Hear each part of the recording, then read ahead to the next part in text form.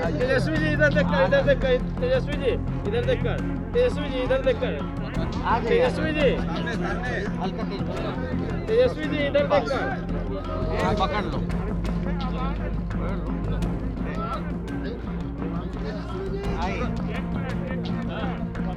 चलिए हो गया।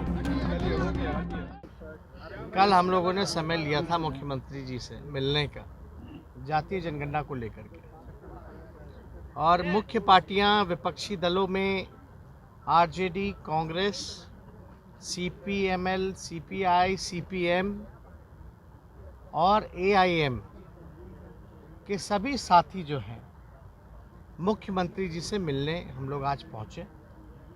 और आप लोग जान रहे हैं कि पिछले सत्र में हम लोगों का प्रस्ताव था सभी विपक्षी दलों का कि भारत सरकार जो है कास्ट सेंसस जो है वो कराने का काम करे।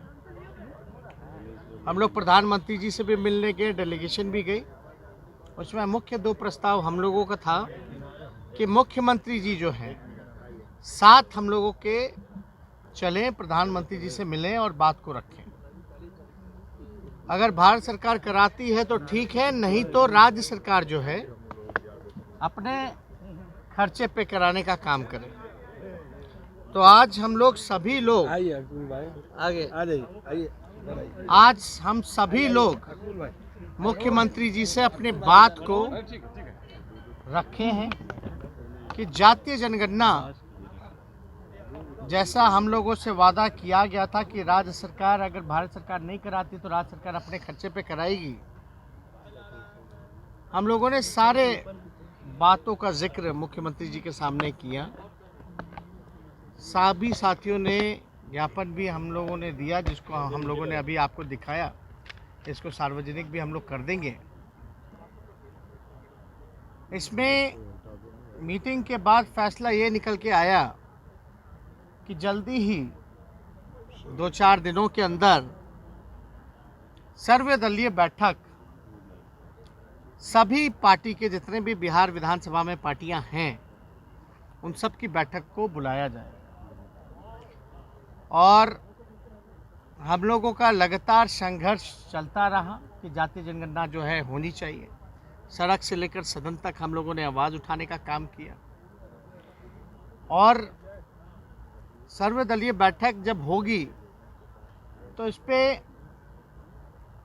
चर्चा होगी कि 2 बार बिहार विधानसभा से प्रस्ताव जो है सर्वसम्मति से पारित किया गया और विषय जातीय जनगणना का होगा कि राज्य सरकार अपने खर्चे पे कराए। उसमें जो पार्टियां जो सुझाव दें, लेकिन सब लोगों ने सहमति तो जताई ही थी, तभी सर्वसम्मति से जो है पास हुआ है।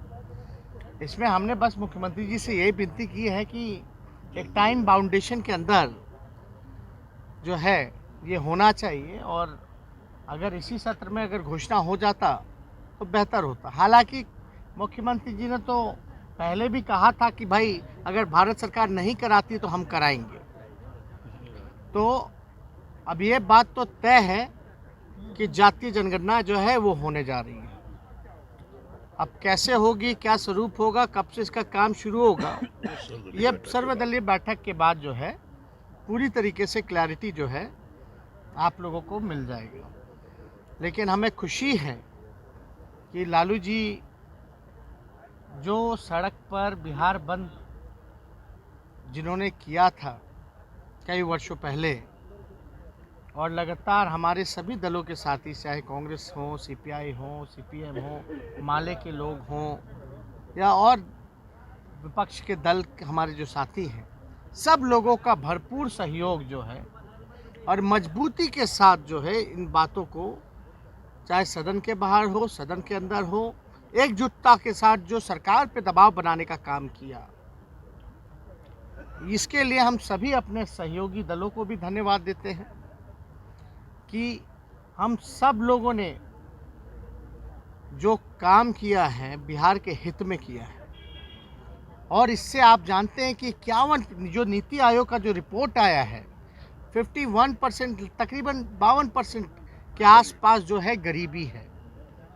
कौन लोग हैं ये गरीब, इसके लिए रूपरेखा जो है, बजट का स्वरूप कैसा होगा, जो पिछले पायदान पे जो खड़े लोग हैं, समाज है, इनके लिए प्रावधान किया जाएगा, योजनाएं बनेंगी, इनकी तरक्की हो, सबको बराबरी का मौका मिले, कोई भी विकास से वंचित ना रहे, गरीबी रेखा से ऊपर लाने का प्रयास किया जाएगा। इसके लिए बड़ा उपयोगी ये जातीय जनगणना जो है वो होगा। धर्म के आधार पर भी गिनती होती है, कौन कितना माइनॉरिटी है, कौन कितना मेजॉरिटी में है, रिलीजन के आधार पे होती है। लेकिन अब तक ये नहीं होता था कि भाई कौन कितने, एक साइंटिफिक डेटा किसी भी गवर्नमेंट के पास नहीं थी। जब तक साइंटिफिक डेटा नहीं होगा तब तक का विकास कार्य योजना क्या आपका रूपरेखा रहेगा, जब अपनी घर की स्थिति आप नहीं जानिएगा तो बजट जो घर का है कहाँ खर्च करना है नहीं करना है ये आपको नहीं पता चल पाता। तो इसके लिए बहुत महत्वपूर्ण था कि जातीय जनगणना जो है वो होनी चाहिए। ये जातीय जनगणना कोई भेदभाव के लिए नहीं है, बल्कि गरीबी को हटाने के लिए है। लोगों को जो समाज जो वंचित है उन लोगों को ऊपर आए। और गरीबी अगर देखी जाए तो हर जातियों में गरीबी है, कोई भी ऐसा जात नहीं होगा जिसमें गरीबी नहीं होगी, या कोई भी ऐसा धर्म नहीं होगा जिसमें गरीबी नहीं होगी।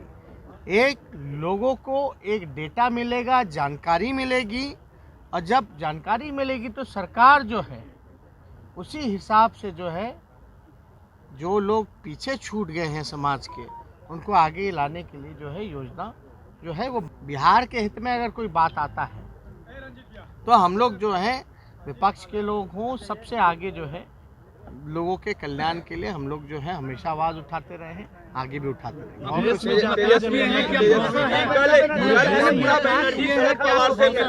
कल ममता बनर्जी शरद पवार से मिली है और उन्होंने कहा है कि यूपीए खत्म हो चुकी है।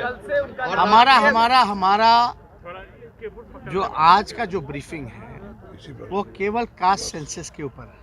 अगर इससे रिलेटेड कोई सवाल अगर आप लोगों को, क्या आपको भरोसा है मुख्यमंत्री ने जो कहा है? नहीं तो भाई वो तो कमिटमेंट है ना, वो भी बोले हैं और वो भी कई बार बोल चुके हैं। आज भी और जब विधानसभा से जब 2 बार पारित ही हो गया तो नहीं कराने का तो कोई सवाल ही नहीं खड़ा होता।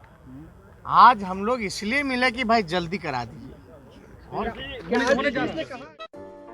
अगर आपको हमारा वीडियो पसंद आया हो तो इसे लाइक करें, सब्सक्राइब करें और साथ ही बेल आइकन दबाना ना भूलें।